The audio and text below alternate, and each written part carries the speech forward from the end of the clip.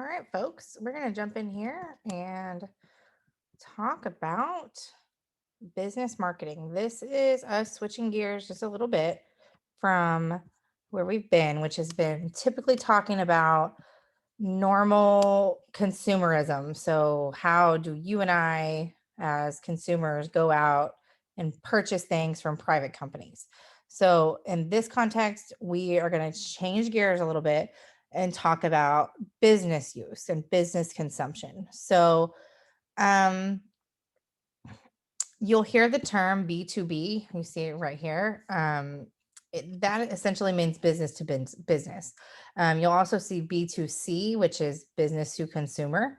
So if you're looking for jobs or you're starting to look at internships and you start to see B2B or B2C, that's what that means. That means I'm going to be a business that markets to other businesses, or I'm a business that markets to consumers. So let's kind of just look over this a little bit. This chapter is not real heavy hitting. It just really talks about the role of relationship marketing and how important that is when it comes to business marketing. So I really want you, if you take nothing away from this, understand relationship building and how this works. But I'm going to take a little bit of time here to kind of start us off. Anytime we're talking about a good or a service that's marketed to organizations or individuals that are beyond just personal consumption, like what you and I would do at our home, that is when we talk, kind of triggers us to talk about business marketing. So this could be a business product, like something that is a piece of another product, something that is used to manufacture something. So that may be a part, that may be a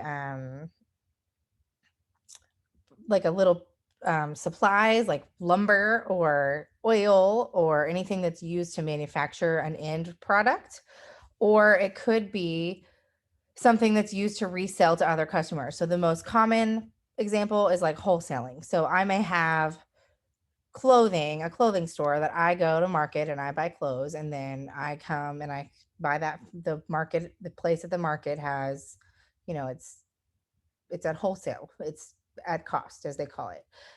So they're marketing to a business, and then that business turns around and sells it to consumers. So they're just part of this supply chain.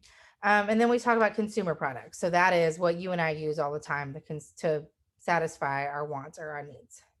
So, how do businesses do this? They use websites, they use digital marketing, and they use networking.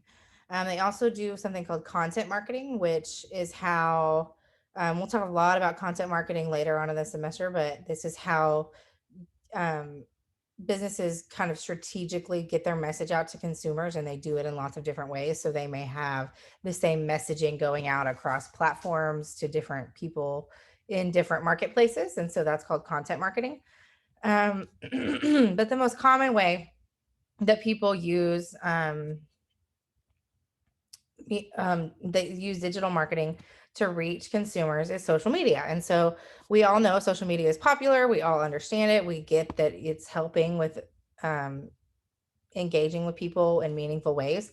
So those of you who are consumers of social media, there's a really big push for authenticity and being genuine, because there is so much advertising that takes place on social platforms. And so businesses they have to cut through that noise, if you will, and they have to really rely on these relationships to help them understand and connect to their customers.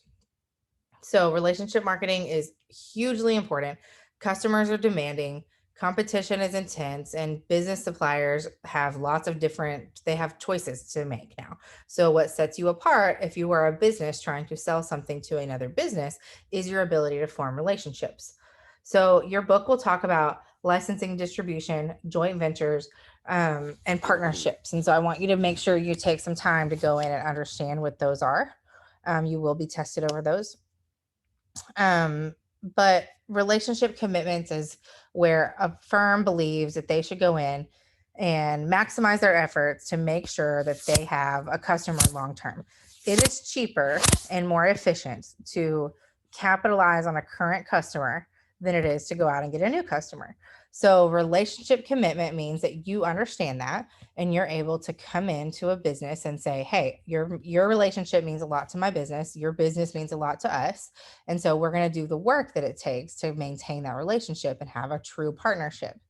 Um, there obviously has to be trust. I think that's kind of a given. If you don't trust the person you're doing business with, you probably won't be doing business with them for very long. So, what are the differences in businesses and consumer markets? Um, so, let's say demand.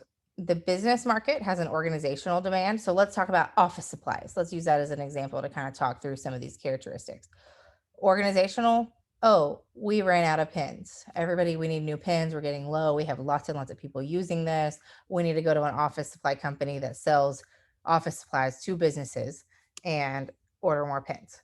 Here, oh, I need new pens for school. I'm going to go to Walmart and buy new pens. I'm going to get on Amazon and order new pens. Businesses order larger amounts. They have fewer customers. So the business, the office supply company, they don't have 1,000 people coming in to buy pens. They probably have 20 companies coming in to buy pens for lots and lots of people versus like a Walmart who says, we buy pens, we sell pens to everybody that walks in the door. I hope that makes sense. It's a concentrated market, right? So if you have a certain set of customers, you have fewer customers, you have fewer businesses doing business with you, it's concentrated. Whereas if you're talking about consumer goods, you can sell to anybody and everybody. You don't have to find a niche market. You don't have to find a certain industry to appeal to. It is wide open. You can distribute directly to a business versus hoping a retailer or somebody like that would indirectly distribute your pins. It's more formal. So you have to put in an order versus I need to go run down to Walmart and get groceries. And oh, by the way, I'm going to throw some pins in the cart. You have negotiation. So in that case, pins would be a silly example. But if you're working with a business to sell to another business, you're often in a somewhat of a negotiation because you can work with them, because remember, this is about relationships, on a price. And so there's reciprocity as well, because you're saying, okay, if I do this for you, we're going to have a partnership and I'm going to help you, you're going to help me. Whereas a consumer market would say, you bought the pins, you got what you needed, I got my money, you got your pins. We don't have a relationship. You can also lease items. So a good example of that would be like if office equipment, like copy machines and things like that. Businesses a lot of times will lease those items instead of buying them, whereas personal use people would just go out and buy what they needed. Um, and then promotional method, we'll talk a lot about the promotional mix. We have a whole chapter on it. But one of the things that we talk about is personal selling, which is I am a real human being and I go out and I sell these items to you versus I put a TV commercial on Hulu for pins, right? I'm going to go to the business. I'm the representative. I represent the office supply company and I'm going to say, "Hey, do y'all need to order anything this month?" And so it's just a different way of selling. So I use some examples like supplies, but there are lots and lots of different types of business products, and you will need to know them. So we talked a little bit about like raw materials. So lumber that's then turned into something else to be sold would be a raw material. Component parts. So maybe there's one piece of a machine that you sell that goes into a larger machine. So those are component parts. Process materials, same way.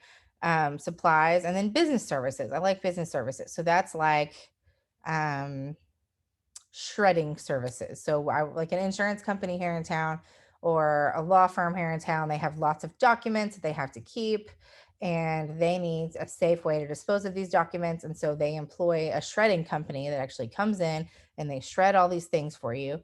And that is a service that they are providing to the business.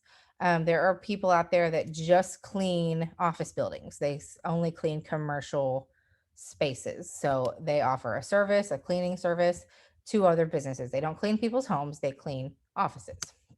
So, what does this mean? Buying behavior. Remember, chapter 6, we talked about buying behavior. So, this is a little bit different.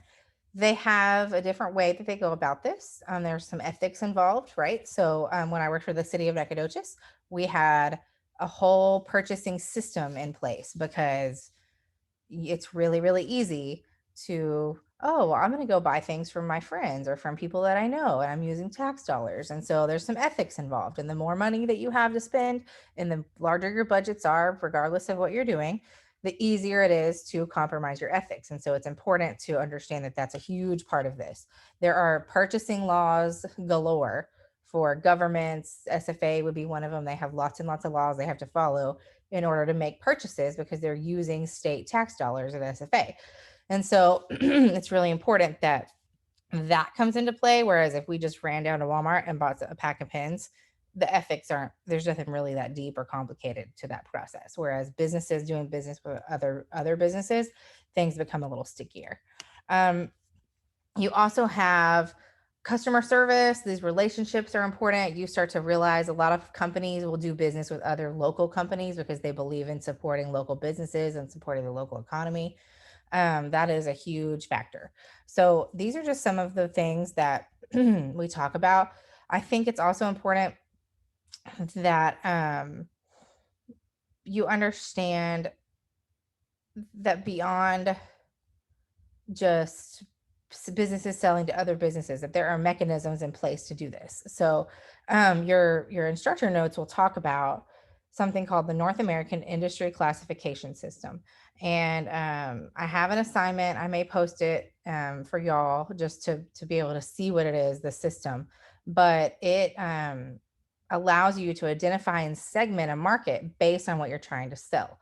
And so organizations can use it, and they actually come up with a numeric code that indicates what type of business it is, what the industry is, how the industry is divided into smaller groups.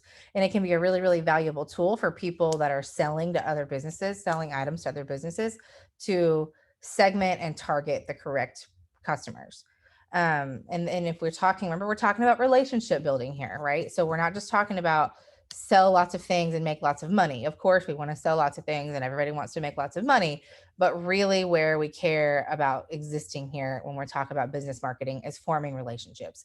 And so this classification system can help people who are trying to sell a service or trying to provide a product to find people who they will connect with, so that there's a mutually beneficial exchange that takes place.